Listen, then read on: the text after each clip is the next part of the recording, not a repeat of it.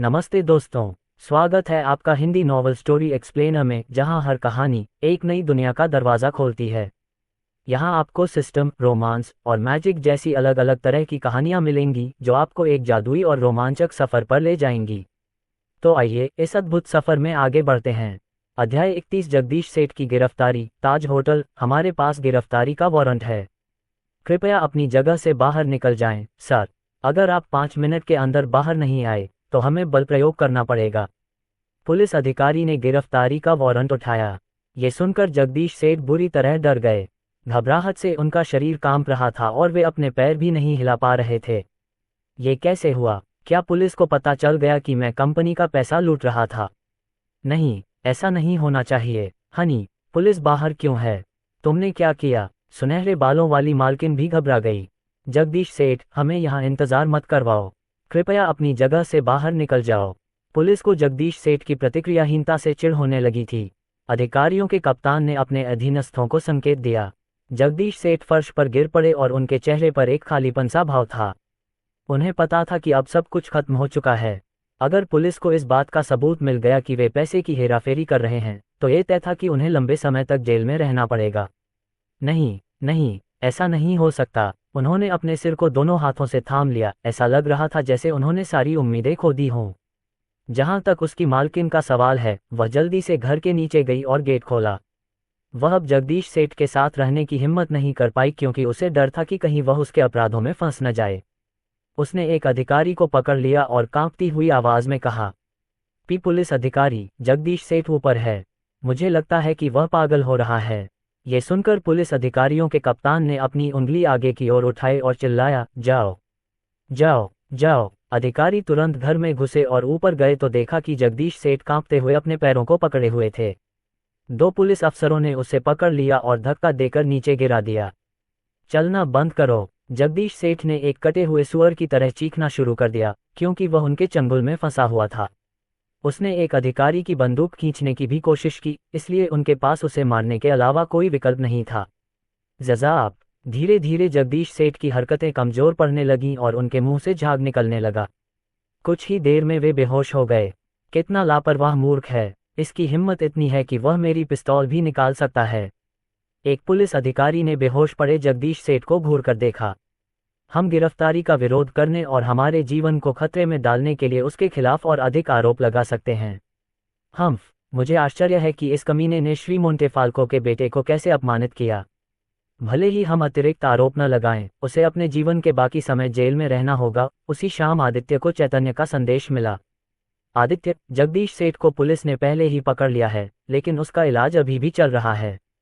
मैंने सुना है कि उसने एक अधिकारी की बंदूक खींचने की कोशिश की थी ताकि उसकी सज़ा ज़्यादा हो सके।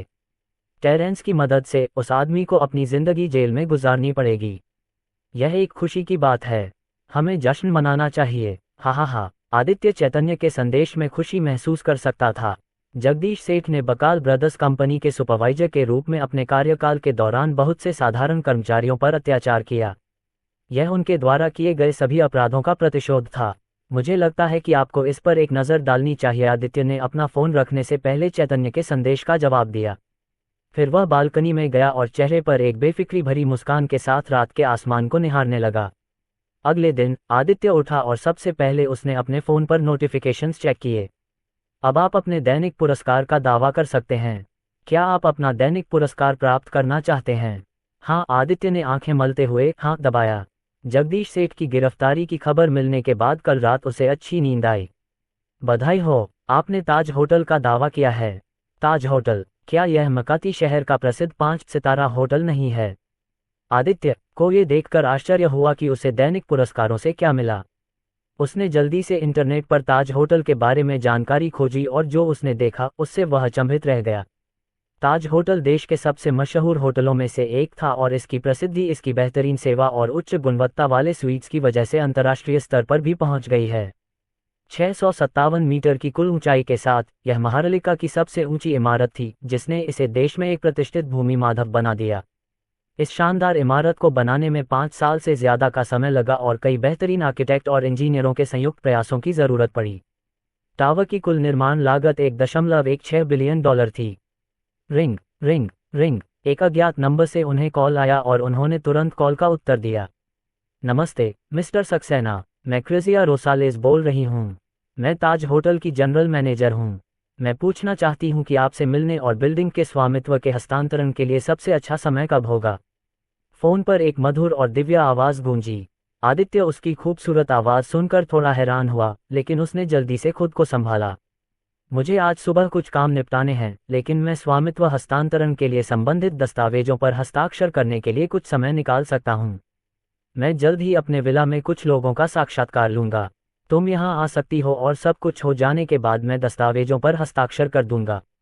क्या तुम्हें ये ठीक लगता है? हाँ मिस्टर सक्सेना, बस मुझे पता भेज दीजिए और मैं वहाँ पहुँच जाऊँगा, क्रिसिया रोसालेस ने जवाब दिया। अच्छा, मैं तुम्हें बाद में पता भेज दूंगा। अलविदा। आदित्य ने कॉल काट दी और क्रिसिया को अपना घर का पता भेज दिया। फिर उसने उसका फ़ोन नंबर अपने कॉन्टैक्ट में सेव कर लिया। आदित्य अपने बिस्तर से उठ गया और विशाल कांच की खिड़की में अपने प्रतिबिंब को घूरने लगा। उसकी संपत्ति इतनी तेजी से बढ़ रही थी कि वह मानसिक रूप से इसके साथ तालमेल नहीं रख पा रहा था। उसे नहीं पता था कि उसने जो सारी संपत्ति अर्जित की है, उसका प्रबंधन कैसे करे। ऐसा लगता है कि मुझे एक वित्त प्रबंधक को नियुक्त करना होगा, उसने खुद से कहा। उसे विश्वास नहीं था कि वह अपने पैसे को अकेले ही अच्छी तरह से प्रबंधित कर सकता है। आखिरकार, वह हाल ही में एक निर्माण श्रमिक था और दैनिक पुरस्कारों से प्राप्त अनुभव और प्रतिभा के बावजूद, वह अभी भी नहीं जानता था कि अपनी संपत्ति को ठीक से कैसे संभालना है। अगर वह एक व्यावसायिक प्रतिभा या एक शीर्ष व्यवसायी के अनुभव का दावा कर सकता तो चीजें अलग हो सकती थीं। इस बीच, वह केवल एक वित्त प्रबंधक को नियुक्त कर सकता था। अध्याय 32 आवेदकों का आगमन। आज सुबह मौसम ठंडा था, इसलिए आदित्य ने शॉवर का हीटर चालू कर दिया। नहाने के बाद वह अपने वॉक इन कोठरी में गया और एक अधिक औपचारिक पोशाक चुनी।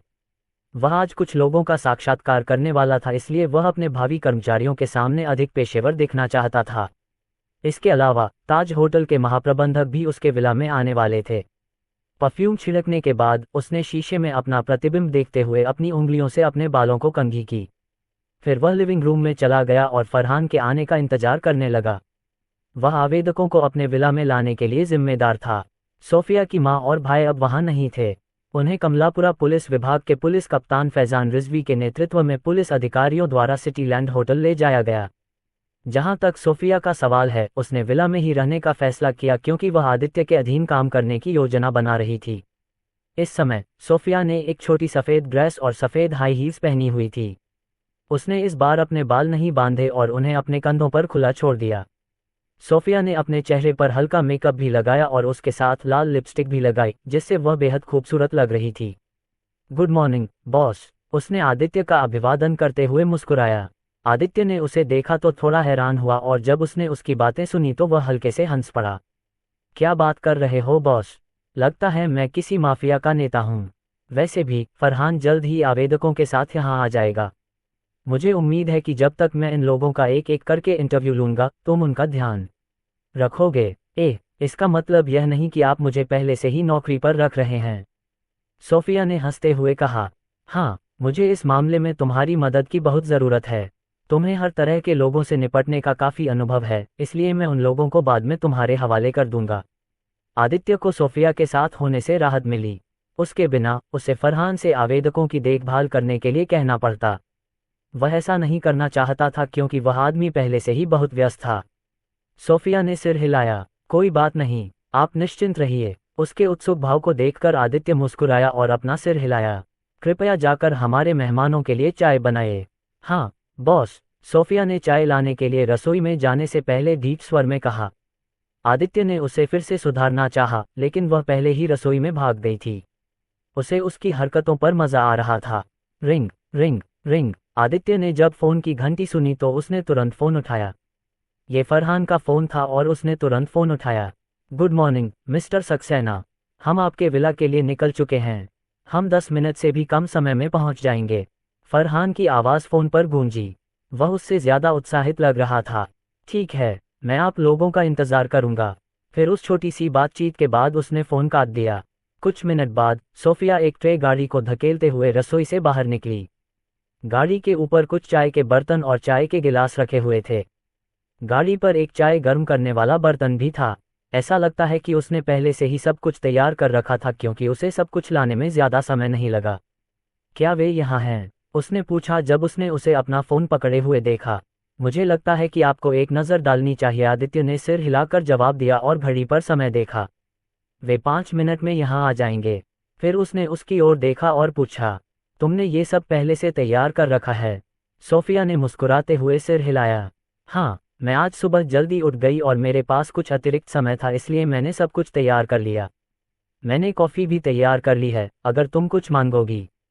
जहाँ तक नाश्ते की बात है तो मैं उन्हें बाद में लाऊंगी जब आवेदक यहाँ आएंगे। ये सुनकर आदित्य ने उसे अंगूठा दिखाया। यह महिला वाकई काबिल है। विला में उसकी मौजूदगी से उसे भविष्य में कुछ काम करने के लिए बाहर जाने में ज़्यादा सहजता महसूस होगी। कुछ ही देर बाद 2 काली टोयोटा हाइस गाड़ियाँ विला के सामने आ गईं। फरहान ने उसे पहले ही मैसेज कर दिया था कि वे इन कारों में आएंगे, इसलिए उसे आश्चर्य नहीं हुआ। आदित्य ने सोफिया को आंखों से इशारा करते हुए कहा, उन्हें अंदर ले आओ। हाँ बॉस। सोफिया तुरंत पेशेवर अंदाज में आ गई। वह मेहमानों का अभिवादन करने के लिए मुख्य द्वार की ओर चली गई। जब सोफिया विला से बाहर निकली तो उसने फरहान को लोगों के एक समूह का नेतृत्व करते हुए देखा। उसके पीछे 12 लोग थे। 4 मध्यम आयु वर्ग के पुरुष थे जबकि शेष 8 महिलाएं थीं। वे सभी अपने व्यवहार से पेशेवर लग रहे थे। जब सोफिया ने उन्हें देखा तो वह थोड़ी घबरा गई, लेकिन आदित्य के अधीन भावी मुख्य नौकरानी के रूप में उसे हिम्मत जुटानी पड़ी ताकि उसे शर्मिंदा न होना पड़े। सुप्रभात मी वेंस। Good morning miss Sophia. Farhan की आंखें चमक उठी जब उसने सोफिया को उसकी सफ़ेद ड्रेस में देखा। ये वे आवेदक हैं जो मिस्टर सक्सेना के लिए काम करना चाहते थे। उसने अपने पीछे खड़े लोगों की ओर इशारा करते हुए कहा। सोफिया ने सिर हिलाया। बॉस पहले से ही अंदर तुम्हारा इंतजार कर रहा है। मेरे पीछे आओ बॉस, फरहान ने धीरे से कहा। इसका मतलब यह है कि वह पहले से ही मिस्टर सक्सेना के लिए काम कर रही है। ये संभव है, उसने मन ही मन सोचा। 12 आवेदक आलीशान विला के अंदर कदम रखते ही घबराने लगे। उनमें से अधिकांश को अमीर लोगों के अधीन काम करने का अनुभव था और उन्होंने कई बड़ी बड़ी हवेलियां और घर देखे थे। हालांकि वे लेक व्यू विला की तुलना में कुछ भी नहीं थे। जब वे रिसेप्शन रूम में पहुंचे तो उन्होंने एक लंबे कद के आदमी को फैशनेबल औपचारिक कपड़े पहने देखा। वह सुंदर तो था, लेकिन उसके चेहरे पर एक ऐसी धाक थी जिसने आवेदकों को और भी अधिक परेशान कर दिया। यह मिस्टर सक्सेना हैं, आप लोगों को उनका अभिवादन करना चाहिए। फरहान ने चौंके हुए आवेदकों को देखकर चुपचाप कहा। सुप्रभात मिस्टर सक्सेना। उन्होंने आदित्य का अभिवादन किया। Good morning. आदित्य के चेहरे पर एक हल्की मुस्कान आई और फिर वह जल्दी ही गायब हो गई। बस आराम करो सब लोग, मैं तुम लोगों से सिर्फ कुछ सवाल पूछूंगा ताकि तुम्हें चिंता न करनी पड़े, उसने कहा। उसने फरहान द्वारा भेजे गए दस्तावेजों से सभी की जानकारी पहले ही जांच ली थी। वे सभी आदर्श कर्मचारी थे जिन्होंने कॉलेज से स्नातक किया था। वह उनसे सिर्फ कुछ बातें पूछना चाहता था ताकि यह सुनिश्चित हो सके कि उनके साथ कुछ गलत तो नहीं है। एक सुपर सैनिक के रूप में उसे मिले 10 साल के अनुभव के साथ वह जानता था कि जासूस अपनी पहचान छिपाने में अपेक्षाकृत कुशल होते हैं। वह उनसे कुछ मुश्किल सवाल पूछने के लिए तैयार था जिससे उसे पता चल सके कि वे जासूस हैं या नहीं। अध्याय 33 सेवानिवृत्त सैनिक कबीर सेन वर्सेडे। आप लोग एक पल आराम करें, हम थोड़ी देर में इंटरव्यू शुरू करेंगे, आदित्य ने आवेदकों से कहा। फिर उसने अपनी आंखों से सोफिया को संकेत दिया। सोफिया ने उसे देखते ही समझ लिया कि वह क्या कह रहा है। उसने आवेदकों के लिए चाय बनाने से पहले उसे हल्के से मुस्कुराकर देखा। उसके बाद वह सभी के लिए तैयार किए गए नाश्ते को लेने चली गई। तुमने इस बार वाकई मेरी बहुत परेशानी बचाई है फरहान। अगर भविष्य में तुम्हें मेरी मदद की ज़रूरत पड़े तो मुझे बताने में संकोच न करना। आदित्य ने उस लड़के का कंधा थपथपाया। उसके शब्दों से फरहान की आंखें खुशी से चमक उठीं। यह एक सफल व्यक्ति का वादा था जिसने लेक व्यू विला खरीदने में कामयाबी हासिल की। उसका वादा सोने जैसा भारी था। आपका स्वागत है मिस्टर सक्सेना। उसने अपने दिल में उत्साह को छुपाया, लेकिन फिर भी वह मुस्कुराना बंद नहीं कर सका। मैं ऊपर अपने अध्ययन कक्ष में रहूंगा, आप उन्हें एक एक करके मेरे पास ला सकते हैं। ये कहते हुए आदित्य ने आवेदकों को घूरा। उसकी नज़र एक अधेड़ उम्र के व्यक्ति पर पड़ी जो लगभग 30 साल का लग रहा था। वह अपने सुडौल शरीर और सीधे आसन के साथ तंदुरुस्त दिख रहा था। मेरे पीछे ऊपर चलो, उसने अधेड़ उम्र के व्यक्ति से कहा। अधेड़ उम्र का वह व्यक्ति इस बात से थोड़ा हैरान था कि उसे सबसे पहले साक्षात्कार के लिए चुना गया। हालांकि वह जल्दी ही शांत हो गया और आदित्य के पीछे चला गया। जब वे अध्ययन कक्ष की ओर बढ़े तो उसने चारों ओर देखा और जो कुछ भी उसने देखा उसे देखकर वह आश्चर्यचकित रह गया। कितना सुंदर विला है। स्टडी रूम में प्रवेश करने के बाद आदित्य अपनी मेज के पीछे बैठ गया। फिर उसने अपने सामने वाली सीट की ओर इशारा करते हुए कहा, आप अपनी सीट पर बैठ सकते हैं। धन्यवाद मिस्टर सक्सेना। अधेड़ उम्र का वह आदमी बहुत ही शालीन था। उसने आदित्य की तरफ हल्के से सिर झुकाकर अपनी सीट पर बैठ गया। मुझे अपने बारे में कुछ बताओ। आदित्य की शांत आंखें उसके रहस्यों को देखने में सक्षम लग रही थीं, लेकिन एक ऐसे व्यक्ति के रूप में जिसने जीवन में इतने उतार चढ़ाव देखे थे, मध्यम आयु वर्ग के व्यक्ति ने खुद को संभालने में कामयाब रहा। मेरा नाम कबीर सेन वेरसेडे है। मैं 10 साल से ज़्यादा समय से सेना में हूँ, लेकिन अपने आखिरी मिशन पर लगभग मर जाने के बाद मैंने रिटायर होने का फैसला किया। सैनिक के तौर पर रिटायर होने के कुछ महीने बाद मैंने सुरक्षा प्रमुख के तौर पर काम किया। आदित्य ने जब उसका परिचय सुना तो उसने मन ही मन प्रशंसा में सिर हिलाया। ये व्यक्ति किनारे पर रहकर जीने से थक गया है और उसने एक बार फिर समाज में घुलने मिलने का फैसला किया है। हालांकि आदित्य को इनमें से ज़्यादातर जानकारी पहले से ही पता है, फिर भी ये बातें उस व्यक्ति से सुनना बेहतर था। मैं आपका बॉडीगार्ड बनना चाहता हूँ मिस्टर सक्सेना। मैं हवाई जहाज़ और हेलीकॉप्टर को छोड़कर कोई भी गाड़ी चलाना जानता हूँ। मैं आपका ड्राइवर भी बन सकता हूँ। कबीर सेन ने ईमानदारी से अपनी इच्छित स्थिति बताई। आदित्य इस आदमी के बारे में और जानना चाहता था। फरहान के साथ आए 12 लोगों में काल की जानकारी सबसे गुप्त थी। उसकी कुछ जानकारी अज्ञात थी और वह तब की थी जब वह एक सैनिक के रूप में काम कर रहा था। इससे आदित्य ने निष्कर्ष निकाला कि यह आदमी सेना के विशेष बलों का कोई व्यक्ति होगा। केवल उन सैनिकों के बारे में जानकारी को ही शीर्ष गुप्त के रूप में वर्गीकृत किया जाता है। क्या तुम लड़ सकते हो? आदित्य ने अचानक पूछा। काल को यह सुनकर आश्चर्य हुआ, लेकिन फिर भी उसने आत्मविश्वास से अपना सिर हिलाया। बेशक, मैंने सेना में अपने समय के दौरान पेशेवर क्लोज कॉम्बैट ट्रेनिंग प्राप्त की। मैंने उस समय मय थाई और ताइक्वांडो में भी प्रशिक्षण लिया था। वह सैनिक के रूप में अपने समय के दौरान अपने दस्ते में सबसे अच्छे लड़ाकों में से एक था। उसे अपने कौशल और अनुभव पर पूरा भरोसा था। आदित्य अपनी सीट से उठकर कमरे के बीचों बीच चला गया। मुझे अपनी कुछ चालें दिखाओ। उसने काल को खड़े होकर उससे लड़ने का इशारा किया। यह आदित्य की बात सुनकर कबीर सेन थोड़ा झिझका, लेकिन जब उसने आदित्य के चेहरे पर उत्साह देखा तो वह नर्म पड़ गया। ठीक है, लेकिन आपको सावधान रहना होगा मिस्टर सक्सेना। मुझे लगता है कि आपको इसे देखना चाहिए। कबीर सेन आदित्य से थोड़े छोटे थे। उनकी लंबाई सिर्फ 6 फीट थी, लेकिन उनकी मोटी बाइसेप्स और सेक्शन शोल्डर के कारण उनका शरीर मजबूत दिख रहा था। वह आदित्य के सामने शांत भाव से खड़ा था। वह अपने भावी बॉस को चोट नहीं पहुंचाना चाहता था, इसलिए उसने अपनी मुट्ठियां रोकने की योजना बनाई। जब आदित्य ने उसकी लापरवाह हरकतें देखीं, तो वह खुद को हंसने से नहीं रोक पाया। यह आदमी उसे कमतर आंक रहा था, लेकिन इससे उसे गुस्सा नहीं आया। चलो शुरू करते हैं। अपनी चाल चलो। कृपया मुझे माफ करें मिस्टर सक्सेना। काल ने आदित्य के कंधे पर एक तेज मुक्का मारने से पहले बुदबुदाया। उसने किसी घातक जगह पर निशाना नहीं लगाया क्योंकि उसके मुक्के जानलेवा थे। आदित्य ने जब ये देखा तो वह मुस्कुराया। फिर उसने अपना शरीर दाईं ओर झुकाया और काल के मुक्के से बाल बाल बच गया। हाँ, काल को उम्मीद नहीं थी कि आदित्य इतनी तेजी से आगे बढ़ेगा, जबकि वह इतने तन कपड़े पहने हुए था। उसने अपने पैरों की कसरत जरूर की होगी। आदित्य की तेजी से बचने की कोशिश देखकर उसने मन ही मन सोचा। फिर उसने अपने हमलों की तीव्रता बढ़ाने का फैसला किया।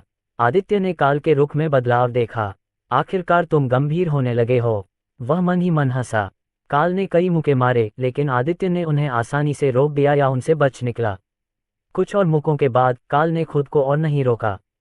उसके हर मुक्के में इतनी घातक ताकत थी कि वह किसी बड़े आदमी को भी बेहोश कर सकता था। आदित्य काल की ताकत से संतुष्ट था। वह आदमी उसकी उम्मीद से कहीं ज्यादा ताकतवर था। वह स्पेशल फोर्स के ज्यादातर सैनिकों से भी बेहतर था। ठीक है, बस इतना ही काफी है। उसने काल के मुक्के को अपनी हथेली से पकड़ने के बाद कहा। अगले व्यक्ति को यहाँ आने के लिए कहो। कबीर सेन पूरी लड़ाई के दौरान अविश्वास में था। वह आदित्य पर एक भी वार नहीं कर पाया। वह एक फिसलन भरी मछली की तरह था जिसे पकड़ना बहुत मुश्किल था। मिस्टर सक्सेना, क्या आप मेरे हुनर से संतुष्ट नहीं हैं? वह खुद को रोक नहीं पाया और पूछा। आदित्य ने उसे काम पर रखने के बारे में कुछ नहीं कहा, इसलिए वह थोड़ा घबरा गया। आदित्य ने सिर हिलाते हुए हंसते हुए कहा, तुम बहुत अच्छे हो।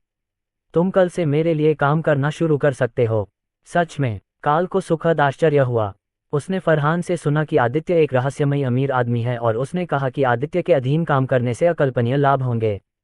जब उसने इस बारे में सोचा तो वह उत्साहित हो गया। आदित्य ने सिर हिलाया। बेशक, तुम्हें कुछ देर रुकना चाहिए और दूसरों का इंटरव्यू खत्म होने का इंतजार करना चाहिए। वे जल्द ही तुम्हारे सहकर्मी बन सकते हैं, इसलिए बेहतर होगा कि तुम आज ही उनसे मिल लो। हाँ बॉस, काल ने बिना किसी हिचकिचाहट के सहमति जताई। आदित्य ने अपनी भौहें ऊपर उठाईं जब उसने काल को उसे बॉस कहते सुना। टस्क, उसने ये सोफिया से सीखा होगा। अगले व्यक्ति से कहो कि वह यहाँ आए। उसने हाथ हिलाते हुए अपनी सीट पर वापस जाने का इशारा किया। अध्याय 34। क्या हम विला में रह सकते हैं? आदित्य ने सभी का साक्षात्कार करने में 1 घंटे से ज्यादा समय बिताया। उन्होंने उनसे उनकी पिछली नौकरियों के अनुभवों के बारे में पूछा। उन्होंने उनसे कई निजी बातें भी जानी जो फरहान द्वारा भेजे गए दस्तावेजों में नहीं लिखी गई थीं। आखिरी आवेदक का साक्षात्कार लेने के बाद आदित्य अपनी कुर्सी पर झुक गया और अपनी गर्दन हिलाने लगा। मुझे कभी नहीं पता था कि 1 घंटे से ज्यादा बैठना वास्तव में इतना थका देने वाला होता है। उसने कागज के एक टुकड़े पर लिखे नोट्स को छांटते हुए कहा। इस कागज पर वे बातें लिखी थीं जो उसने आवेदकों से सीखी थीं। उसने अपने अध्ययन कक्ष से बाहर निकलने से पहले इसे उस फोल्डर में डाल दिया जिसमें उनकी व्यक्तिगत जानकारी होती है। लिविंग रूम में सभी आदित्य के बाहर आने का इंतजार कर रहे थे। अपने भविष्य के बारे में सोचते हुए उनके चेहरे उत्सुकता से भरे हुए थे। उनके नए बॉस ने उनके वेतन के बारे में कुछ नहीं बताया, लेकिन वे जानते थे कि उसके जैसे अमीर बॉस के अधीन काम करने में बहुत सारे लाभ हैं। जल्द ही आदित्य सीढ़ियों से उतरकर लिविंग रूम में चला गया। उसके आते ही जो आवेदक उसका इंतजार कर रहे थे वे तुरंत खड़े होकर उसका अभिवादन करने लगे। बॉस, आदित्य ने अब उनके संबोधन के तरीके को नहीं बदला और बस उसे स्वीकार कर लिया। मैं आप सभी से बहुत खुश हूं। अगर आप लोग कल से काम करना शुरू कर दें तो ये सबसे अच्छा होगा। मैं आपको कल आपके वेतन और लाभों के बारे में भी जानकारी दूंगा। जहां तक आपकी वर्दी का सवाल है, मैं किसी से आपके माप की जांच करवाऊंगा ताकि हम आपको सही नाप दे सकें। 12 लोगों में से काल उनके ड्राइवर और अंगरक्षक के रूप में काम करेगा। जयदेव और जीतेंद्र नाम के 2 अधेड़ उम्र के लोग उनके माली होंगे। वे उनके बगीचे और यार्ड की देखभाल के लिए जिम्मेदार होंगे। वे तालाब में मछलियों और कछुओं को भी खाना खिलाएंगे। शेष अधेड़ उम्र का आदमी जिग्नेश इवान एक बड़ी कपड़ों की कंपनी का पूर्व बिक्री प्रबंधक था। वह विला के बटलर के रूप में काम करेगा। 8 महिलाओं की बात करें तो उनमें से 4 नौकरानियों के रूप में काम करेंगी। उन्हें अपनी पिछली नौकरियों में समृद्ध अनुभव है और वे घर के काम करने में भी कुशल थीं। उनमें से 4 रचिता, तनुश्री, ईशा और प्रमिला थीं। वे बहुत सावधान और मेहनती थीं, इसलिए आदित्य को उनकी क्षमताओं पर विश्वास था। अन्य 4 तनुजा, ईशा, शालिनी और कविता मेहरा थीं। उन्हें अभी तक नहीं पता था कि उन्हें क्या काम देना है, इसलिए वे अस्थायी रूप से नौकरानियों के रूप में भी काम करेंगी। क्या तुम्हारा कोई सवाल है? आदित्य ने उन्हें घूरते हुए पूछा। तनुजा, जो 30 साल की उम्र की एक परिपक्व महिला थी, अचानक बोली। बॉस, चूंकि हम आपकी नौकरानियों के रूप में काम कर रहे हैं, क्या हम विला में रह सकते हैं? वह लेक व्यू विला की भव्यता से मंत्रमुग्ध थी और वह वास्तव में चाहती थी कि वह यहाँ रह सके। उसका अपना कोई परिवार नहीं था और उसके माता पिता विदेश में रहते थे, इसलिए उसे खुद के अलावा किसी और चीज़ की चिंता नहीं थी। इसके अलावा वह अपने युवा और रहस्यमय नए बॉस के और भी करीब जाना चाहती थी। उसकी बातें सुनकर बाकी लोगों के कान खड़े हो गए। कौन ऐसे खूबसूरत विला में नहीं रहना चाहेगा? आदित्य ने यह सुनकर बहुत सोचा। 8 महिलाओं में से केवल कविता मेहरा के पास एक बच्चा है और वह एक अकेली माँ थी। बाकी सभी अविवाहित थीं और यह अज्ञात था कि वे किसी को डेट कर रही थीं या नहीं। इस बीच कबीर सेन को छोड़कर तीनों पुरुषों के अपने परिवार थे, इसलिए उन्हें विला के अंदर रखना थोड़ा परेशानी भरा होगा। कुछ देर सोचने के बाद आदित्य ने अपने विचारों को व्यवस्थित किया और कहा, ठीक है, विला में कई खाली कमरे हैं, इसलिए अगर आप लोग यहाँ रहना चाहते हैं तो आप दूसरी मंजिल पर कोई भी कमरा चुन सकते हैं। आदित्य का कमरा तीसरी मंजिल पर था, इसलिए उसे दूसरी मंजिल पर खाली कमरे देने में कोई आपत्ति नहीं थी। इसके अलावा विला इतना बड़ा था कि अकेले उसके रहने से वह खाली और उजाड़ लगेगा। बॉस, मेरी एक 4 साल की बेटी है। मुझे आश्चर्य है कि क्या मैं उसे अपने साथ ला सकती हूँ। कविता मेहरा ने डरते डरते कहा। वह पहले से ही अपने 30वें दशक में थी, लेकिन चूंकि वह अपने स्वास्थ्य के प्रति सचेत थी, इसलिए वह अपने युवा और कामुक शरीर को बचाए रखने में कामयाब रही। अगर आदित्य ने दस्तावेजों में उसकी उम्र नहीं देखी होती तो उसे लगता कि वह अभी भी अपने 20वें दशक की शुरुआत में है। मुझे लगता है कि आपको एक नज़र डालनी चाहिए। आदित्य उसकी बातों पर मुस्कुराया। इस महिला का अतीत बहुत दयनीय था। वह उस समय एक प्रतिभाशाली लड़की थी जिसने अपने विश्वविद्यालय में अनुकरणीय परिणामों के साथ स्नातक किया था। वह माजदा कमलापुरा शाखा में एक जूनियर मैनेजर के रूप में काम करती थी और अपने अच्छे काम के कारण उसके सहकर्मी उसे बहुत पसंद करते थे। अपने करियर के चरम पर भी उसके बहुत से चाहने वाले थे और आखिरकार उसे माजदा कमलापुरा शाखा के वरिष्ठ प्रबंधक से प्यार हो गया। वे 6 साल से अधिक समय तक एक खुशहाल जोड़ा रहे और वह उसके बच्चे की मां बन गई। उसने सोचा कि उसके लिए सब कुछ ठीक हो जाएगा, लेकिन जब उसे पता चला कि उसका आदमी उसे धोखा दे रहा है तो चीजें बदल गईं। सबसे बुरी बात यह है कि जब से वे एक जोड़े बने हैं तब से वह उसे धोखा दे रहा है। तब से उसने कंपनी छोड़ दी और अपनी बचत का उपयोग करके अपनी बेटी की देखभाल करने पर ध्यान केंद्रित किया। बेशक आप अपनी बेटी को अपने साथ ले जा सकती हैं। आदित्य भी इस दयनीय मां को अपने पैरों पर खड़ा होने में मदद करना चाहता था। बहुत बहुत धन्यवाद बॉस। कविता मेहरा उनकी स्वीकृति पाकर खुशी से लगभग रो पड़ी। अगर वे विला में रह सकते तो उसे अब किराए और बिलों का भुगतान करने की चिंता नहीं करनी पड़ती। आपका स्वागत है, आदित्य धीरे से मुस्कुराया। अन्य लोगों ने भी कुछ प्रश्न पूछे और आदित्य ने धैर्यपूर्वक एक एक करके उनका उत्तर दिया। बीप बीप, अचानक दरवाजे की घंटी बजी। आदित्य ने घड़ी में समय देखा और बुदबुदाया, लगता है वह आ गई है।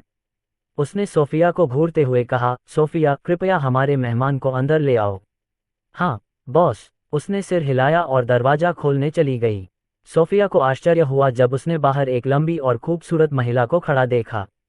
वह अपने स्वभाव के आधार पर एक सफल महिला लग रही थी। हेलो, क्या आप बॉस से मिलने आए हैं? उसने पूछा। अध्याय 35 द होन पाव चाय। सभी चायों का सम्राट क्रिजिया ने चुपके से सोफिया को देखा और सिर हिलाया। हाँ, मैं क्रिजिया रोसालेज हूँ, ताज होटल की जनरल मैनेजर। आपसे मिलकर खुशी हुई। उसने अपना हाथ आगे बढ़ाया और सोफिया को एक पेशेवर मुस्कान दी। सोफिया ने उसका हाथ पकड़ा और मुस्कुराए। आपसे मिलकर मुझे भी बहुत अच्छा लगा मिस रोसालेज। मैं सानवी राव हूँ। आप मुझे सिर्फ मेरे नाम से बुला सकती हैं। क्रिजिया की पहचान सुनकर वह चौंक गई। वह ताज होटल जैसे मशहूर लैंडमार्क को कैसे नहीं जानती। यह उनके देश में बहुत मशहूर था और कई अंतर्राष्ट्रीय हस्तियां और अमीर व्यवसाय अक्सर वहां जाते थे। मेरा मिस्टर सक्सेना से मिलने का अपॉइंटमेंट है। मुझे आश्चर्य है कि क्या वह अंदर हैं। क्रिजिया सोफिया की पहचान जानने के लिए थोड़ी उत्सुक थी, लेकिन उसने उससे नहीं पूछा। बॉस अंदर तुम्हारा इंतजार कर रहे हैं, कृपया मेरे पीछे आओ। सोफिया उसे विला के अंदर ले गई। ताज होटल में कई सालों तक जनरल मैनेजर के तौर पर काम करने के बाद क्रिजिया को पहले से ही ऐशो आराम की जिंदगी की आदत हो चुकी थी। हालांकि जब उसने विला का आधुनिक डिजाइन देखा तो वह थोड़ी हैरान रह गई। ऐसा लगा जैसे वह भविष्य में यात्रा कर चुकी हो। जल्द ही वे आदित्य के स्टडी रूम में पहुंच गए। किसी कारण से क्रिजिया अपने नए बॉस से बहुत उम्मीदें लगाए बैठी थी। कमरे में प्रवेश करते ही किताबों की गंध ने उसकी नाक पर हमला कर दिया। कमरे के अंदर किताबों की अलमारियों की कतारें लगी हुई थीं। प्रत्येक शेल्फ पर अलग अलग श्रेणियों में लेबल लगा हुआ था। उसने एक बुक शेल्फ देखी जिस पर युद्ध और विश्व इतिहास लिखा हुआ था। उसने देखा कि उस शेल्फ पर अन्य की तुलना में ज्यादा किताबें थीं। ऐसा लगता है कि मेरे नए बॉस को इतिहास पसंद है, उसने मन ही मन सोचा। कुछ दूर चलने के बाद उसे आखिरकार एक आदमी दिखाई दिया जो एक डेस्क के पीछे बैठा था। वह उसके युवा चेहरे को देखकर चौंक गई। क्या यह मिस्टर सक्सेना हैं? वे बहुत युवा दिखते हैं। बॉस, मैं मिस क्रिजिया रोसालेज हूँ। वह ताज होटल की जनरल मैनेजर हैं। सोफिया ने उनका संक्षिप्त परिचय दिया। आदित्य ने सिर हिलाकर कहा, मुझे पता है। कृपया मिस रोसालेज के लिए कुछ चाय ले आओ। ये सुनकर सोफिया झुकी और कमरे से बाहर चली गई। आप अपनी सीट पर बैठ सकती हैं, आदित्य ने क्रिजिया से कहा जब उसने उसे शून्य में खड़ा देखा। धन्यवाद, क्रिजिया ने अपनी सीट पर बैठने से पहले बड़बड़ाते हुए कहा। उसने आदित्य के सुंदर चेहरे पर नजर डाली। उसका भाव शांत था और उसके चेहरे की आभा किसी विद्वान ऋषि के समान थी। उसके बारे में सब कुछ उसके युवा रूप के साथ ठीक से मेल नहीं खाता था। आदित्य ने अपने चेहरे पर नरमी लाते हुए कहा, यहाँ आने के लिए शुक्रिया मिस रोसालेज। अगर आपको कोई आपत्ति न हो तो क्या हम प्रक्रिया पूरी कर लें? हाँ, क्रिजिया ने अपना सिर हिलाया। फिर उसने अपने साथ लाए ब्रीफकेस से ढेर सारे दस्तावेज निकाले। मुझे लगता है कि आपको इसे देखना चाहिए। मैंने यहाँ आने से पहले ही इन दस्तावेजों की जांच कर ली है मिस्टर सक्सेना। आप भी इन्हें जांच सकते हैं। अगर आपके कोई सवाल हो तो मुझे बताएं। क्रिजिया ने बड़बड़ाते हुए दस्तावेज डेस्क पर रख दिए। आदित्य ने दस्तावेजों पर लिखी शर्तों और नियमों को ध्यान से पढ़ा और अपनी उंगलियों को डेस्क पर ताल से ताल मिलाते हुए जब वह दस्तावेज पढ़ रहा था, सोफिया कमरे में दाखिल हुई। उसने एक ट्रे गाड़ी को धकेला जिसमें नई बनी चाय का बर्तन और बांस की डिजाइन वाले 2 चीनी मिट्टी के कप थे। चाय के तापमान को बनाए रखने के लिए गाड़ी के ऊपर एक चाय वार्मर भी रखा हुआ था। धन्यवाद, क्रिजिया ने सोफिया से फुसफुसाकर कहा, जो उसके और आदित्य के लिए चाय बना रही थी। सोफिया ने उसे देखकर मुस्कुराया। दोनों कपों में चाय डालने के बाद वह चुपचाप एक तरफ खड़ी हो गई। क्रिजिया ने चाय का प्याला पकड़ा और चाय की खुशबूदार खुशबू को सूंघा। द होंग पाओ चाय, उसने आश्चर्य से कहा। यह एक महंगी चाय थी जो सिर्फ अमीरों के लिए थी। उसने इसे सिर्फ एक बार चखा था जब वह ताज होटल के पिछले मालिक के घर गई थी। उसे जो पता था उसके अनुसार इस द होंग पाओ चाय की कीमत $1 मिलियन प्रति किलोग्राम है। आदित्य की सुनने की शक्ति बहुत संवेदनशील थी, इसलिए उसने उसकी बातें सुन लीं। उसने सिर उठाया और मुस्कुराया। क्या तुम इस चाय को जानते हो? उसे थोड़ा आश्चर्य हुआ कि वह एक घूंट पीने के बाद ही चाय को पहचान पाए। क्रिजिया ने चाय का प्याला नीचे रखा और सिर हिलाया। मुझे पहले भी यह चाय पीने का मौका मिला है। मैंने सुना है कि ये द होंग पाओ चाय बहुत दुर्लभ है और आप केवल चीन के फुजियान प्रांत में ही असली चाय खरीद सकते हैं। इस चाय का 1 किलोग्राम $1 मिलियन का है। उसने अपनी बात खत्म करते हुए आह भरी। आदित्य ये सुनकर दंग रह गया। उसे नहीं पता था कि यह किस तरह की चाय है, इसलिए वह उसकी बातों से चौंक गया। उसने देखा कि रसोई में इस चाय का एक बड़ा बैग रखा था और उसका वजन शायद 10 किलोग्राम था। किनारे खड़ी सोफिया भी उसकी बातों से अचंभित थी। उसे लगा कि यह कोई आम चाय है, लेकिन ये तो सभी चायों का बादशाह था। रसोई में कैबिनेट के अंदर अभी भी इस चाय का एक बड़ा बैग था और उसके मोटे अनुमान के अनुसार ये 10 किलोग्राम का होगा। ये सोचते हुए सोफिया की आंखें चौड़ी हो गईं। आदित्य को इस चाय के बारे में कुछ भी नहीं पता था, इसलिए वह उसकी बातों पर मुस्कुराया, ऐसा दिखावा करते हुए जैसे कि उसे इस बारे में पता है। फिर उसने हस्ताक्षरित दस्तावेज उसके पास पहुंचाए और कहा, मैंने सभी दस्तावेजों पर हस्ताक्षर कर दिए हैं। कृपया जांच करें और मुझे बताएं कि क्या मैंने कुछ छोड़ दिया है। क्रिजिया ने दस्तावेज लेते हुए सिर हिलाया। उसने एक एक करके हर पृष्ठ को पढ़ा और जब देखा कि कुछ भी गलत नहीं है तो उसने अपना सिर उठाया और आदित्य से कहा, आपने कुछ भी नहीं छोड़ा मिस्टर सक्सेना। बधाई हो, अब आप ताज होटल के नए मालिक हैं। आदित्य उसकी बातों पर मुस्कुराया। अब उसके नाम पर 2 कंपनियां थीं, माजदा मोटर और ताज होटल। ये कहा जा सकता है कि अब वह एक सच्चा अरबपति था। मैं होटल जाना चाहता हूँ। सच बताऊं तो मैं अभी तक वहां नहीं गया हूँ। जरूर, बस मुझे बताइए कि आप वहां कब जाएंगे ताकि मैं आपके लिए कुछ तैयारियां कर सकूं मिस्टर सक्सेना। क्रिजिया ने तुरंत हामी भर दी। उसे होटल के मानकों पर पूरा भरोसा था क्योंकि वह मेहमानों के लिए होटल का बेहतरीन माहौल बनाए रखने के मामले में बहुत सख्त थी। बहुत बढ़िया, तो चलो अब वहां चलें। ये शब्द कहते ही आदित्य खड़ा हो गया। अध्याय 36 जिया और दीपिका। जरूर, क्या आप चाहते हैं कि मैं आपके लिए एक लिमोजीन की व्यवस्था करूं मी सक्सेना? क्रिजिया ने हल्के से मुस्कुराते हुए पूछा। ज्यादातर मशहूर हस्तियों को इस तरह की सेवा पसंद है। कुछ व्यवसायी भी इस सेवा के लिए पूछते हैं क्योंकि वे कार के अंदर व्यवसाय से संबंधित मामलों पर चर्चा कर सकते हैं। यह विशाल था इसलिए वे आराम से बात कर सकते थे। लिमोजीन, ओह ये तो अच्छा लगता है। आदित्य ने पहले कभी लिमोजीन में सवारी करने की कोशिश नहीं की थी। बहुत बढ़िया, मैं होटल से किसी को फ़ोन करके यहाँ आने के लिए कहूँगी। माफ़ करें, क्रिजिया ने अपनी सीट से उठते ही अपना फ़ोन पकड़ा। उसने होटल का नंबर डायल किया और कॉल दबाया। नमस्ते, मैं बोल रही हूँ। बॉस लिमोजिन में सवारी करना चाहते हैं।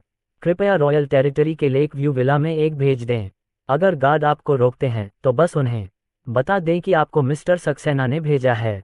क्रिजिया को भी रॉयल टेरिटरी में घुसते समय गार्ड ने रोक दिया था। जब उसने आदित्य का नाम लिया तभी गार्ड ने उसे अंदर जाने दिया। उसे उन्हें अपनी जानकारी और संपर्क नंबर भी देना पड़ा। जब क्रिजिया ताज होटल के लोगों को बुला रही थी, आदित्य ने सोफिया को इशारा किया। सोफिया ने जब उसका इशारा देखा तो वह उसके करीब आ गई। क्या है बॉस? नीचे जाओ और फरहान और बाकी लोगों से कहो कि हम थोड़ी देर में निकलेंगे। कोई बात नहीं, मैं खुद ही निकल जाऊंगा। आदित्य उठकर कमरे से बाहर चला गया। वह रिसेप्शन रूम में गया और देखा कि फरहान अपने भावी कर्मचारियों से बात कर रहा था। मिस्टर सक्सेना, फरहान ने विनम्रता से मुस्कुराते हुए कहा। जब उसने पहले आए व्यक्ति को देखा तो वह चौंक गया। वह वास्तव में ताज होटल का जनरल मैनेजर था। उसे आश्चर्य हुआ कि आदित्य का उससे क्या रिश्ता था। फरहान, क्या तुम्हें बाद में कुछ करना है? आदित्य ने अचानक पूछा। फरहान ने हाल ही में उसके लिए बहुत कुछ किया है और अगर वह उसके लिए कुछ नहीं करता तो उसे ग्लानि होती। ये सुनकर फरहान ने सिर हिलाते हुए जवाब दिया, मैंने आज के लिए अपना कार्यक्रम तय कर लिया है मिस्टर सक्सेना। आप क्यों पूछ रहे हैं? यह अच्छा है, क्यों ना हम ताज होटल में जाकर कुछ ड्रिंक्स लें। मैंने सुना है कि वहाँ बढ़िया वाइन मिलती है। आदित्य की बातों से फरहान थोड़ा हैरान हुआ, लेकिन उसने तुरंत उसका जवाब नहीं दिया। हालांकि उसने पूरे दिन के लिए अपना शेड्यूल क्लियर कर लिया था, लेकिन उसे ऑफिस में कुछ डॉक्यूमेंट्स निपटाने थे। शुरू में उसने आदित्य का मामला निपटाने के बाद उनसे निपटने की योजना बनाई। एक पल के लिए हिचकिचाने के बाद फरहान ने सिर हिलाया। ठीक है, मैं आपके साथ चलूंगा मिस्टर सक्सेना। मैं भी देखना चाहूंगा कि ताज होटल में क्या क्या अच्छा है। बहुत बढ़िया, तुम्हें लिविंग रूम में जाकर मेरा इंतजार करना चाहिए। मैं पहले अपने स्टडी रूम में वापस जाऊंगा। ओह ठीक है, कृपया उन्हें घर जाने के लिए कहो। ये शब्द कहने के बाद आदित्य वापस स्टडी रूम में चला गया। तुम्हें बिना बताए अचानक चले जाने के लिए मुझे खेद है, आदित्य ने क्रिजिया से कहा। ठीक है मिस्टर सक्सेना, मैंने भी अभी अभी अपनी कॉल खत्म की है। क्रिजिया ने उसे देखकर मुस्कुराया। तो कैसा है, आदित्य ने पूछा। मैंने अपनी सहायक को फ़ोन किया है और वह पहले से ही यहाँ आ रही है। उन्हें 15 मिनट में यहाँ पहुँच जाना चाहिए, क्रिजिया ने अपनी घड़ी पर समय देखते हुए उत्तर दिया। आदित्य ने यह सुनकर सिर हिलाया। ऐसी स्थिति में हमें लिविंग रूम में चलना चाहिए। मैं तुम्हें एक दोस्त से मिलवाता हूँ। मैं आपकी व्यवस्था का पालन करूंगी, क्रिजिया ने बिना किसी हिचकिचाहट के सहमति जताई। वह आदित्य के पीछे चली गई, जबकि सोफिया ने अध्ययन कक्ष की सफाई की। जब वे लिविंग रूम में पहुंचे तो उन्होंने देखा कि फरहान सोफे पर अपनी पीठ उनकी तरफ करके बैठा हुआ है। मुझे लगता है कि आपको इसे देखना चाहिए फरहान। मैं क्रिजिया रोसालेज हूँ, ताज होटल की जनरल मैनेजर। मिस रोसालेज, मैं फरहान वेंस हूँ, रॉयल टेरिटरी का जनरल मैनेजर। आदित्य ने दोनों का एक दूसरे से परिचय कराया। फरहान खड़ा हुआ और चेहरे पर मुस्कान के साथ क्रिजिया से हाथ मिलाया।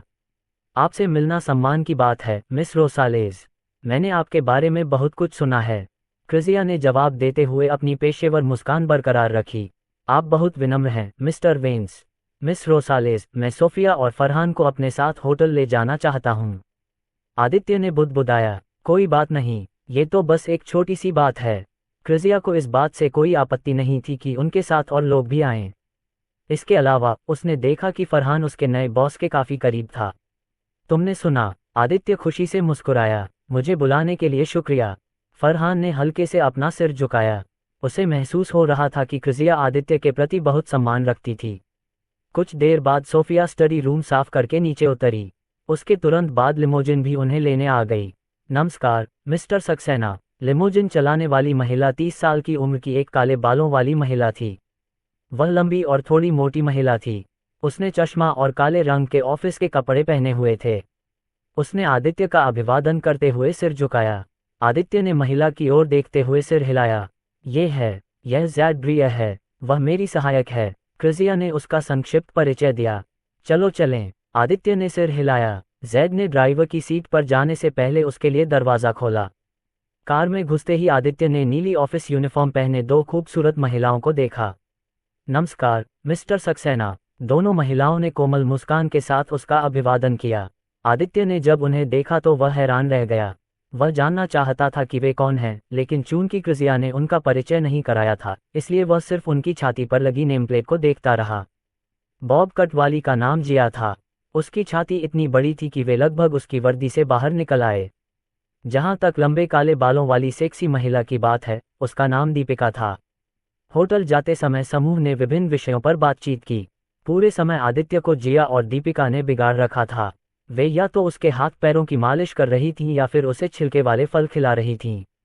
सोफिया के चेहरे के हाव भाव पूरे समय अस्पष्ट थे, जबकि क्रिजिया और फरहान को इससे कोई परेशानी नहीं थी। आदित्य पूरी यात्रा के दौरान बहुत खुश था। उसने जिया और दीपिका को भी अपने साथ होटल में खींच लिया। दोनों महिलाएं उसके हाथों को पकड़कर हंसने लगीं। अध्याय 37 पीछा किया जा रहा है। सच तो यह है कि आदित्य बस दिखावा कर रहा था। ऐसा इसलिए क्योंकि उसने देखा कि रॉयल टेरिटरी से बाहर निकलने के बाद से ही कुछ लोग उनकी लिमोजिन का पीछा कर रहे थे। पहले तो उसे लगा कि वे एक ही दिशा में जा रहे हैं, लेकिन वे लोग उनका पीछा करते हुए यहाँ तक आ गए। 3 गाड़ियाँ, 12 लोग। वे कौन हैं? वे आम गैंगस्टर नहीं लगते। उसने मन ही मन सोचा और अपनी आंखों के कोने से उन्हें देखा। वह दूसरे पक्ष को सचेत नहीं करना चाहता था, इसलिए उसने ऐसा अभिनय किया जैसे वह महिलाओं के साथ अच्छा समय बिता रहा हो। ऐसा करने से वे उसके प्रति अपनी सतर्कता कम कर देंगी। होटल में दाखिल होते ही आदित्य की आंखें ठंडी हो गईं और उसने दोनों महिलाओं की बाहें छोड़ दीं। कोई हमारा पीछा करता हुआ यहाँ तक आया था, उसने शांत स्वर में कहा।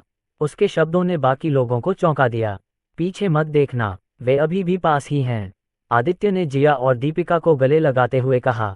दोनों महिलाओं को एहसास हुआ कि स्थिति गंभीर थी, इसलिए उन्होंने उसका साथ दिया। आदित्य की बातें सुनकर फरहान, क्रिजिया और सोफिया घबरा गए। लिफ्ट का दरवाज़ा बंद होने के बाद आदित्य ने दोनों महिलाओं को फिर से छोड़ दिया। मिस्टर सक्सेना, क्या हो रहा है? क्रिजिया ने अपनी आवाज़ में परेशानी का भाव भरते हुए पूछा। बाकी लोगों ने अपनी नज़रें उसकी ओर घुमाईं। आदित्य ने सिर हिलाया। मुझे भी यकीन नहीं है। पहले तो मुझे लगा कि वे गैंगस्टर हैं, लेकिन लगता है कि वे उससे भी ज़्यादा खतरनाक हैं। उसने भौहें सिकोड़ते हुए कहा। क्या वे लक्ष्मण वर्मा के आदमी हो सकते हैं? सोफिया अचानक बोली। उसकी आंखें चिंता से भरी हुई थीं। ये सुनकर सभी की आंखें चौंक गईं। महारालिका में कौन लक्ष्मण वर्मा मंजानों को नहीं जानता? वह देश का सबसे वांछित अपराधी था। यहाँ तक कि इंटरपोल भी उसके ठिकाने की तलाश कर रहा है। मैं बाद में सब कुछ समझा दूंगा। ये बात करने के लिए अच्छी जगह नहीं है। आदित्य ने सिर हिलाते हुए कहा। होटल के बार में एक निजी कमरा है, हम वहाँ बातचीत कर सकते हैं। क्रिजिया ने अपना फ़ोन निकालते हुए कहा। रुको, मैं उन्हें पहले ही बता दूंगी। बस उन्हें मेरी पहचान के बारे में मत बताना। सिर्फ क्रिजिया के सहायक जेड ब्रियर को ही पता था कि वह यहाँ ताज होटल में था। होटल के दूसरे कर्मचारियों को उसके बारे में कुछ नहीं पता था। बेशक जिया और दीपिका भी उसकी पहचान के बारे में जानते थे। ठीक है, क्रिजिया ने अपना सिर हिलाया। मुझे सच में बहुत दुख है फरहान। हमें अच्छा समय बिताना चाहिए था, लेकिन चीज़ें इस तरह खत्म हो गईं। आदित्य ने माफ़ी मांगते हुए आह भरी। मुझे लगता है कि आपको इसे देखना चाहिए।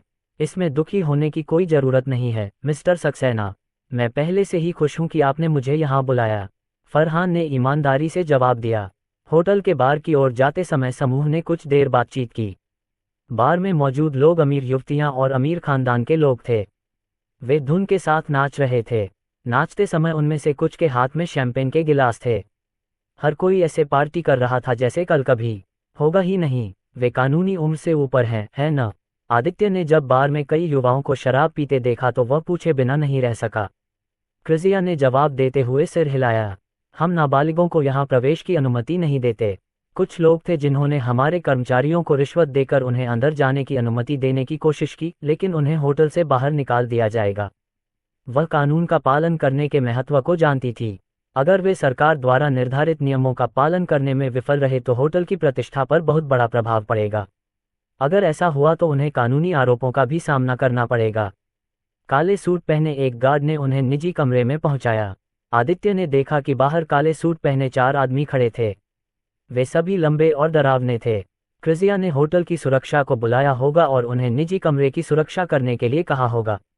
उन 4 काले सूट वाले आदमियों के अलावा वह जानता था कि वहां 2 और लोग भी थे। ये सोचते हुए उसकी नज़र जिया और दीपिका पर घूम रही थी। जब वह उनसे पहली बार मिला था तब से वह पहले से ही जानता था कि वे साधारण महिलाएं नहीं थीं। उसे विश्वास था कि वे क्रिजिया के निजी गार्ड थे। श्री सक्सेना, कृपया बताएं कि हमारे साथ क्या हो रहा है। हम स्थिति को समझना चाहते हैं। क्रिजिया ने अपनी सीट पर बैठते ही कहा। वह स्थिति के बारे में और जानना चाहती थी ताकि वह कुछ तैयारियां कर सके। वह नहीं चाहती थी कि होटल में कोई परेशानी हो, खासकर अब जब वहां जल्द ही महत्वपूर्ण मेहमान आने वाले थे। आदित्य ने सोफिया की तरफ सवालिया नज़र से देखा। उसे सिर हिलाते हुए देखकर उसने सबको बताया कि सोफिया के परिवार के साथ क्या हुआ और वे लक्ष्मण वर्मा से कैसे जुड़े। उसने ये भी बताया कि कैसे वह सोफिया के परिवार का कर्ज चुकाने के लिए उनके एक मुख्यालय में गया था। कहानी सुनकर सभी आश्चर्यचकित हो गए। मुझे यकीन नहीं है कि वे लोग लक्ष्मण वर्मा के आदमी हैं, लेकिन वह एकमात्र व्यक्ति है जिसे मैंने नाराज़ किया है, इसलिए संभावना अधिक है। होटल की सुरक्षा को उनके बारे में मत बताना। मैं नहीं चाहता कि वे लोग फिलहाल सतर्क हो जाएं। मैं उनसे खुद ही निपट लूंगा। आदित्य अभी भी लक्ष्मण वर्मा से खुलकर लड़ने के लिए तैयार नहीं था। वह आदमी पहले से ही 1 दशक से ज़्यादा समय से इस धंधे में था। लक्ष्मण वर्मा के पास अपनी निजी सेना भी है, इसलिए बिना पर्याप्त तैयारी के इतनी मजबूत सेना के खिलाफ लड़ना मूर्खता थी। अगर आपको किसी चीज़ की ज़रूरत हो तो मुझे बताएं मिस्टर सक्सेना। रॉयल टेरिटरी हमेशा आपकी सहयोगी रहेगी। फरहान ने आत्मविश्वास से अपनी छाती थपथपाई। उसका बॉस देश के सबसे अमीर लोगों में से एक था और उनके सभी तरह के लोगों से संबंध थे। अभी इनके बारे में बात नहीं करते। ये जानकारी अपने पास ही रखो। आदित्य ने सिर हिलाया। क्रिजिया ने देखा कि वह गंभीर मामलों पर बात करने के मूड में नहीं था, इसलिए उसने तुरंत कर्मचारियों से कहा कि वे उनके लिए कुछ पेय और भोजन लेकर आएं। उसने होटल में आने वाले महत्वपूर्ण मेहमानों के बारे में बात करके विषय को मोड़ने की भी कोशिश की। जल्दी ही आदित्य को दिलचस्पी होने लगी। कौन आ रहा है? ये लुई वुइटन के अध्यक्ष प्रणव भगत हैं। वह कुछ देर रुकी और फिर बोली, वे मनीला में एक नया स्टोर खोल रहे हैं जिसका आकार फ्रांस के पेरिस में उनके प्रमुख स्टोर के बराबर है। अध्याय 38 ओवन से मुलाकात, लुई विटॉन के अध्यक्ष। वे कब आ रहे हैं? आदित्य ने दिलचस्पी से पूछा। उसने उनके स्टोर से कुछ कपड़े खरीदे थे और उसे वे बहुत पसंद आए। अच्छा होगा अगर वह ऐसे व्यक्ति से परिचित हो सके। श्री बकारी कल LVMH समूह के कुछ और महत्वपूर्ण लोगों के साथ यहाँ आएंगे। क्रिजिया ने आदित्य के साथ उत्सुकता से बातचीत की। LVMH एक फ्रांसीसी लग्जरी समूह है जो लुई वुइटन और एक अन्य व्यापारिक दिग्गज के विलय से बना है। उनके पास 70 से अधिक स्वतंत्र रूप से प्रबंधित सहायक कंपनियां हैं। फरहान को भी इस विषय में दिलचस्पी थी, इसलिए वह बातचीत में शामिल हो गया। सोफिया, जिया और दीपिका के लिए उन्हें इन चीज़ों के बारे में ज़्यादा जानकारी नहीं थी, इसलिए वे चुप रहीं। मिस रोसालेस, ये जानकारी आपके होटल में गोपनीय होनी चाहिए। अगर आप ये बात हमें बताएंगी तो क्या आपको परेशानी नहीं होगी? फरहान ने मजाक में कहा। क्रिजिया ने सिर हिलाया और मुस्कुराए। मैं क्यों परेशानी में पड़ूंगी? मिस्टर सक्सेना ताज होटल के नए मालिक हैं। ये सुनते ही फरहान ने शराब उगलना शुरू कर दिया। क्या मिस्टर सक्सेना वास्तव में ताज होटल के मालिक हैं? सोफिया भी इस जानकारी से चौंक गई। जिया और दीपिका ऊपर से शांत दिख रही थीं, लेकिन असल में वे भी हैरान थीं। आदित्य ने जब उनके चेहरों पर भाव देखे तो वह हंस पड़ा। वे जितनी अधिक बातचीत करते गए, निजी कमरे के अंदर का माहौल उतना ही अधिक मैत्रीपूर्ण होता गया। देर हो रही है, हमें चलना चाहिए। आदित्य खड़ा हुआ और घड़ी पर समय देखते हुए बुदबुदाया। मुझे बहुत मज़ा आया मिस्टर सक्सेना। मुझे यहाँ आमंत्रित करने के लिए धन्यवाद। फरहान खड़ा हुआ और आदित्य से हाथ मिलाया। मुझे खुशी है कि तुम हमारे साथ यहाँ आए फरहान। अगली बार मुझे मिस्टर सक्सेना कहने की कोई ज़रूरत नहीं है, बस मुझे मेरे नाम से बुलाओ। मिस्टर सक्सेना बहुत औपचारिक हैं, आदित्य ने मुस्कुराते हुए कहा। कुछ ड्रिंक्स के बाद वे एक दूसरे के और करीब आ गए थे। फरहान झिझका, लेकिन जब उसने आदित्य की आशा भरी निगाहें देखीं तो उसने कहा, वाह, फिर मैं तुम्हें सर आदित्य ही कहूँगा। ये सुनकर आदित्य ने असहाय भाव से मुस्कुराते हुए कंधे उचका दिए। जब तक तुम्हें इससे कोई परेशानी न हो। फिर उसने क्रिजिया की ओर देखा और उससे कहा, मिस रोजालेस, कृपया फरहान को विदा करने के लिए एक कार का इंतजाम कर दीजिए। हाँ मिस्टर सक्सेना, क्रिजिया ने सिर हिलाया। आदित्य सोफिया के साथ निजी कमरे से बाहर चला गया। तुमने खुद को बहुत अच्छे से छुपाया है। तुम वास्तव में ताज होटल के मालिक हो। सोफिया ने उसके चेहरे को देखते हुए आह भरी। शुरू में उसके मन में उसे पाने के विचार थे, लेकिन उसकी पृष्ठभूमि ने उसे डरा दिया। मैं बस किस्मत वाला हूँ। आदित्य ने सिर हिलाया और मुस्कुराया। अगर रहस्यमयी ऐप न होता तो आज वह कुछ भी नहीं होता। आदित्य, अचानक उन्होंने अपने पीछे एक हैरान आवाज़ सुनी। आदित्य ने अपना सिर घुमाया और ओवन को देखा। जब वह टेरेंस के साथ बास्केटबॉल खेलता था तब ये लड़का उसका साथी था। हालांकि उसका कौशल स्तर टेरेंस जितना बढ़िया नहीं था, फिर भी वह एक प्रतिभाशाली युवा था जिसकी संभावनाएं बहुत अधिक थीं। मुझे लगता है कि आपको इस पर एक नज़र डालनी चाहिए। ओवन, तुम भी यहाँ हो। आदित्य किसी परिचित को देखकर खुश हुआ। उसने ओवन की तरफ देखा और पाया कि उसके बगल में एक खूबसूरत युवती खड़ी थी। हाँ, मैं यहाँ अपने दोस्तों के साथ कुछ ड्रिंक्स पीने आया हूँ। ओवन भी आदित्य को देखकर खुश था। उसकी वजह से उसे अब टेरेंस द्वारा उसकी गर्लफ्रेंड को परेशान करने की चिंता नहीं करनी पड़ती थी। वैसे ये सैली है। वह मेरी गर्लफ्रेंड है। सैली, ये वही लड़का है जिसके बारे में मैं बात कर रहा था। वह टेरेंस से ज़्यादा कुशल है और मैंने सुना है कि वह पियानो बजाना भी जानता है। हेलो आदित्य, आपसे मिलकर खुशी हुई। सैली ने उसे देखकर मुस्कुराए। आदित्य भी उसे देखकर मुस्कुराया। फिर उसने सोफिया का उनसे परिचय कराया। ये सोफिया है। वह मेरी दोस्त है। उसे नहीं पता था कि सोफिया का परिचय कैसे कराए, इसलिए उसने बस इतना कहा कि वह उसकी दोस्त है। ये सुनकर ओवन और सैली की आंखें चमक उठीं। आदित्य, हमारे स्कूल की बास्केटबॉल टीम अगले शनिवार को ट्रायल कर रही है। मुझे आश्चर्य है कि क्या तुम आ सकते हो। ओवन ने उम्मीद भरी नज़र से कहा। आदित्य एक बहुत ही प्रभावशाली बास्केटबॉल खिलाड़ी था और वह एक ऑलराउंडर भी था। वह गेंद को ड्रिबल कर सकता था, शानदार पास दे सकता था और बहुत सटीकता से बास्केट भी मार सकता था। वह वही खिलाड़ी था जिसकी हर टीम को ज़रूरत होती है, इसलिए उसे उम्मीद थी कि वह उसे अपने स्कूल की टीम में आमंत्रित कर सकता है। उनकी टीम में उसकी मौजूदगी से उनके पास चैंपियनशिप जीतने का एक बड़ा मौका होगा। आदित्य ने जब ये सुना तो वह हैरान रह गया, लेकिन उसने अपना सिर हिला दिया। मुझे खेद है, ओवन। मेरे हाथ इस समय बंधे हुए हैं और मेरे पास बास्केटबॉल खेलने के लिए अतिरिक्त समय नहीं है। इसके अलावा मैं कॉलेज का छात्र नहीं हूँ। पेशेवर बास्केटबॉल खिलाड़ी बनने का विचार कई लोगों को लुभा सकता है, लेकिन वह उनमें से नहीं था। बहुत बुरा हुआ। अगर तुम अपना मन बदलो तो मुझे बताना। चलो संपर्क नंबरों का आदान प्रदान करते हैं। ओवन ने अपनी अस्वीकृति के बाद जोर नहीं दिया, लेकिन वह अभी भी उसके साथ संपर्क बनाए रखना चाहता है। मैं आप लोगों के साथ खेल सकता हूं, लेकिन मैं बास्केटबॉल टीम में शामिल होने की योजना नहीं बना रहा हूं। आदित्य को उनके साथ बास्केटबॉल खेलने में कोई आपत्ति नहीं थी। आखिरकार स्वस्थ शरीर रखना जरूरी था। अच्छा, अगर हमें कुछ खिलाड़ियों की ज़रूरत होगी तो मैं आपको फ़ोन करूंगा। एक दूसरे को अलविदा कहने से पहले उन्होंने कुछ देर बातचीत की। सोफिया, तुम्हें अभी अपने परिवार के साथ रहना चाहिए। सिटी लैंड होटल को तुम्हारे लिए कोई दूसरा मिल जाए तो तुम मेरे लिए काम करना शुरू कर सकती हो। आदित्य ने आसपास का नज़ारा देखते हुए कहा। उसने देखा कि पहले उनके पीछे आने वाली 3 कारें अभी भी वहीं थीं। सोफिया ने सिर हिलाया। वे पहले ही इस मामले पर चर्चा कर चुके थे। ठीक है, मी सक्सेना, मिस रोसालेज ने मुझे आप लोगों को वापस लाने के लिए कहा था। एक महिला उनके पास आए और झुककर प्रणाम किया। यह ज़ैड ब्रियर था, क्रिजिया का सहायक। आदित्य ने उसे मना नहीं किया। ठीक है, कृपया हमें पहले सिटी लैंड होटल भेजो। हाँ, मिस्टर सक्सेना। ज़ैड ने सिर हिलाया। फिर उसने उनके लिए लिमोजीन का दरवाज़ा खोला। धन्यवाद। आदित्य और सोफिया कार के अंदर चले गए। ये लिमोजिन बुलेट प्रूफ थी। यही कारण था कि आदित्य ने ज़ैड के उनके लिए गाड़ी चलाने के प्रस्ताव को अस्वीकार नहीं किया। जल्द ही लिमोजिन गाड़ी चल दी। इस बीच नीले रंग का सूट पहने एक आदमी ने उन्हें गाड़ी चलाते हुए देखकर अपनी जेब में रखा फ़ोन उठाया और कहा, बॉस, वे अभी भी लिमोजिन में सवार हैं। अध्याय 39 काउंटर तो ही लिमोजिन सुरक्षित रूप से सिटी लैंड होटल पहुंच गई। मिस्टर सक्सेना, क्या आपके पास मेरे लिए और ऑर्डर हैं? आदित्य के गाड़ी से बाहर निकलते ही ज़ैड ने पूछा। आदित्य ने सिर हिलाया। तुम्हें ताज होटल वापस चले जाना चाहिए। हो सकता है कि कुछ मेहमानों को इस लिमोजीन की ज़रूरत हो। बस क्रिजिया को मेरा धन्यवाद बता देना और उसे बताना कि मैंने अच्छा समय बिताया।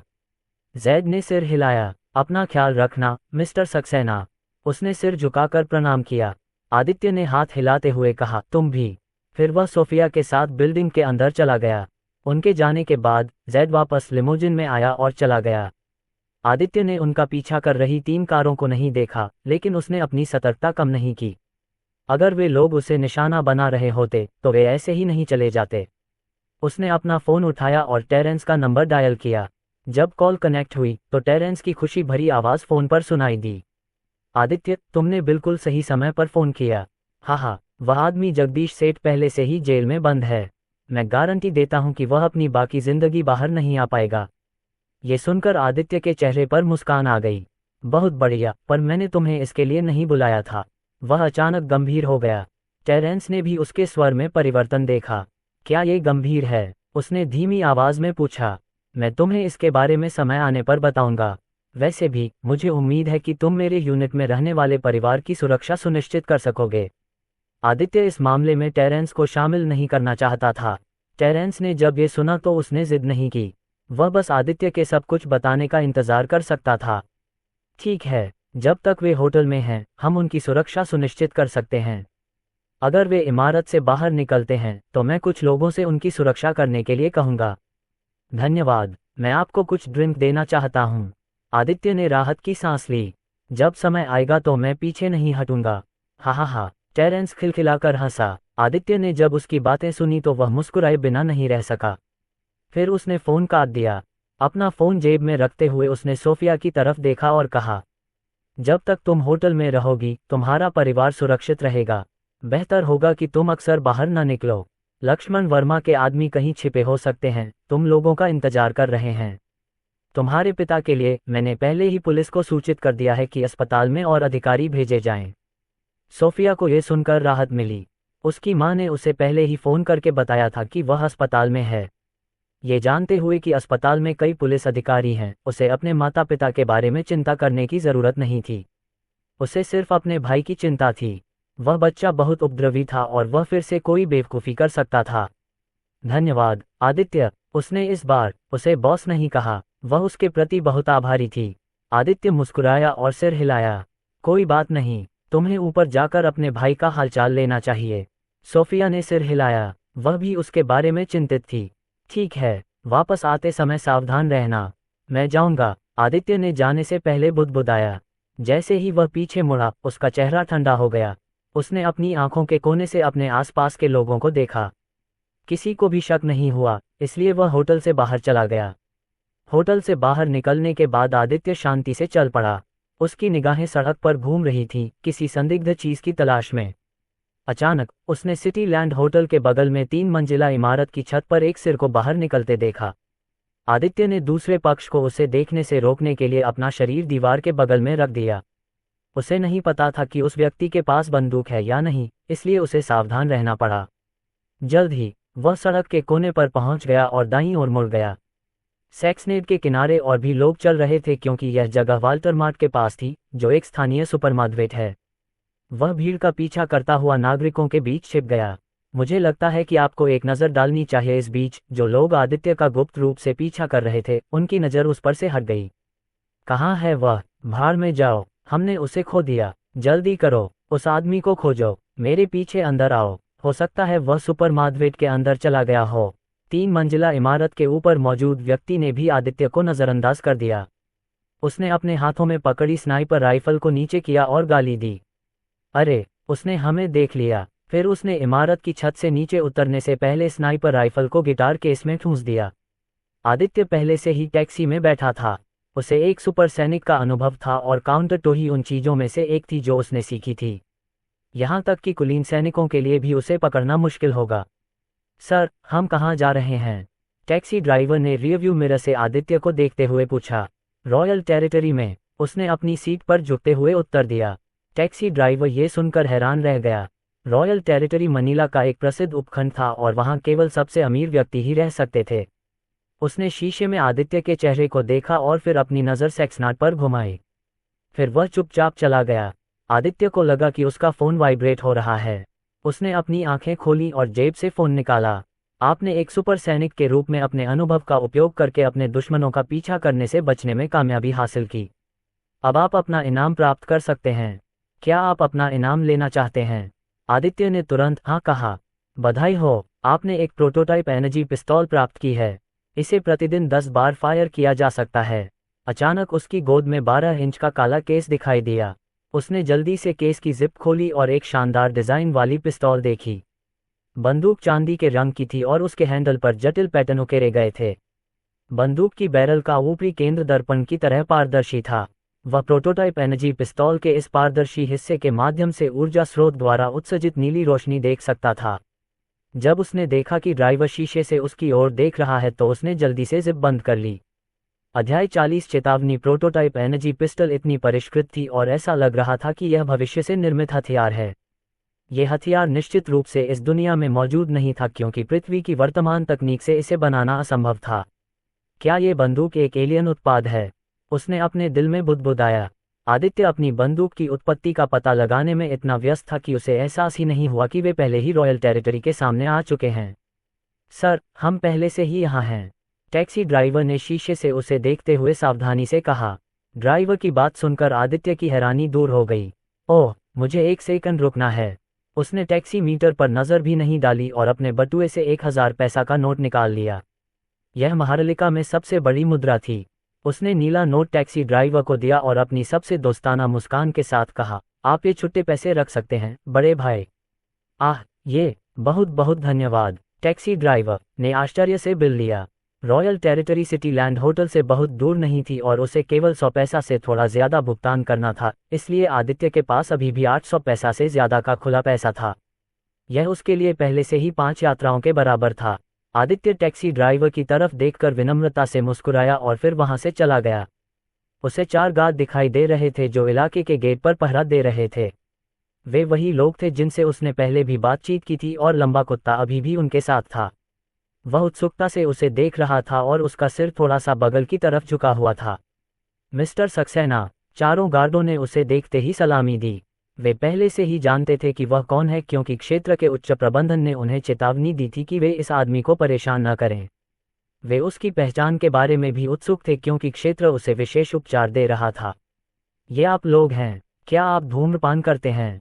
उसने गार्डों की ओर देखते हुए पूछा। ये लोग फिट थे और वे मजबूत और सक्षम भी दिख रहे थे। इसके अलावा इन लोगों में एक सैनिक की भयावह आभा स्पष्ट रूप से दिखाई दे रही थी। उनका सवाल सुनकर वे एक पल के लिए झिझके, लेकिन जल्द ही उन्होंने अपना सिर हिला दिया। हाँ सर, उन्होंने आदतन उत्तर दिया, मैं अपने साथ ज्यादा कुछ नहीं लाया हूँ। आप लोग इसे आपस में बांट सकते हैं।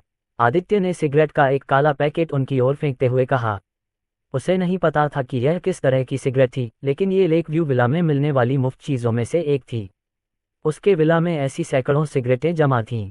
कुछ खास हाथ से बनाए गए सिगार भी थे जो उस सिगरेट से ज़्यादा महंगे लग रहे थे। वह बस उनका इस्तेमाल नहीं करना चाहता था, क्योंकि उसे सिगरेट पीना ज़्यादा पसंद था।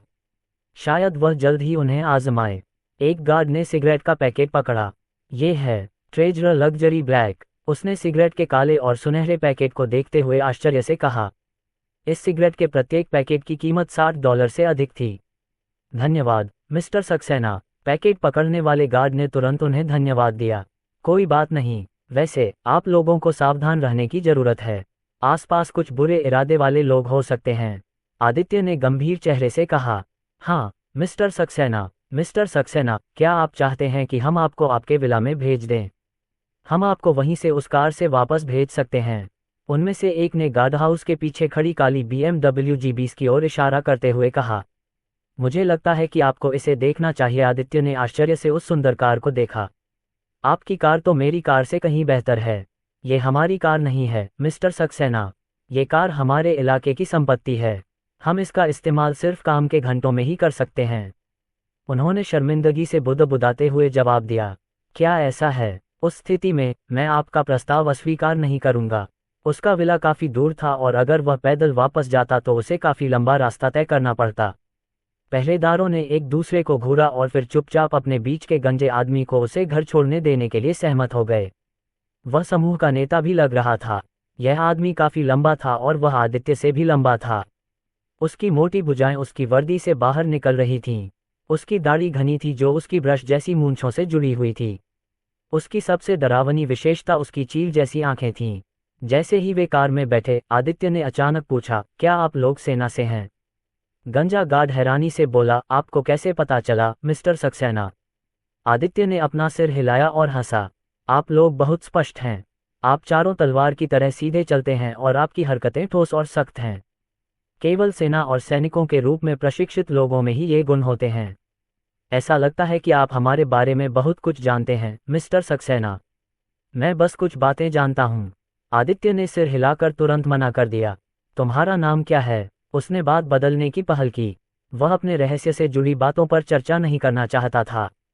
मार्को बर्नल, आप मुझे मेरे नाम से ही बुला सकते हैं मिस्टर सक्सेना। गंजे गार्ड ने मुस्कुराते हुए कहा। वह आदित्य के साथ दोस्ताना व्यवहार करना चाहता था, लेकिन किसी कारण से उसकी मुस्कान डरावनी लग रही थी। वे दोनों लेक व्यू विला के सामने पहुंचने तक इधर उधर की बातें करते रहे। मुझे घर भेजने के लिए शुक्रिया। आप लोगों को सावधान रहना चाहिए। अपनी बंदूकें हमेशा अपने हाथों में रखें और किसी भी आने वाले वाहन के प्रति सतर्क रहें। अपना ख्याल रखना दोस्त। आदित्य ने हाथ हिलाते हुए विला की ओर वापस जाने का इशारा किया। मार्को ने आदित्य को गंभीरता से देखा। मिस्टर सक्सेना ने हमें पहले भी चेतावनी दी थी और इस बार उन्होंने मुझे फिर से चेतावनी दी है। कुछ तो चल रहा है। मुझे सुरक्षा प्रमुख को इसकी सूचना देनी चाहिए। गाड़ी चलाते हुए उसने खुद से कहा। आदित्य की चेतावनी को गंभीरता से लेना होगा। उसे लग रहा था कि कुछ भयानक होने वाला है।